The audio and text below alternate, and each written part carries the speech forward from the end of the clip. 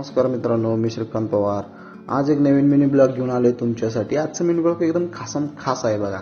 आज एक नंबर आम्ही रिव्हर्स पॉईंटला निघालोय. सडावाकापूरला, पाटण तालुक्यात एक नंबर पॉईंट आहे मित्रांनो. पावसाळ्याच्या दिवसात तुम्ही सर्वांनी एकदा जरूर जावा आणि तिथं अवश्य भेट द्या. तर आम्ही आमच्या बेलवडे मार्गे त्रिपुडी मुळगाव पुलावरून डायरेक्ट पैनामाईचं दर्शन घेऊन पोहोचलो पाटण शहरात. पाटण शहरात गेलो तर रस्त्याची थोडी बिकट अवस्था आहे, कारण की पावसाळा म्हटल्यावर रस्त्याची बिकट अवस्था थोडीशी चालत राहते. त्यात आणि होता सोमवार, त्याच्यात पाटणमध्ये होती गर्दी. ते बाजार असल्यामुळे गर्दी थोडी राहणारच. त्यातूनही आम्ही वाट काढत मंदुरे फाट्यावरून लेफ्ट घेऊन सरळ आम्ही सकतच्या बाजूने सुरुल घाटातून वरती गेलो.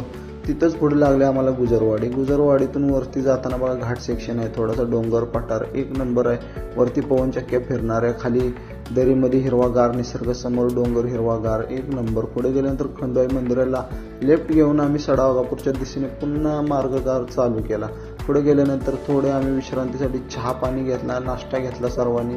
तोपर्यंत बाहेरचा नजारा बघा, पठार बिटार एक नंबर, विस्तृत पठार पवन चक्क्याने वेढलेला आहे, एक नंबर आहे. मित्रांनो तुम्ही जरूर या.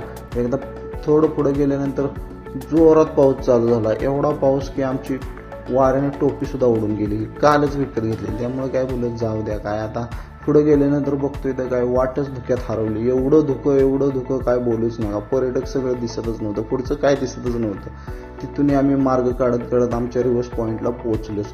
रिव्हर्स पॉईंटला पोहोचल्यावर मग काय एकच नंबर. सर्व मित्रांनी एन्जॉय केला, फोटो काढले, व्हिडिओ काढले. हे बघा पवन चक्की पण आमच्या मागे दिसते. एक नंबर पॉईंट.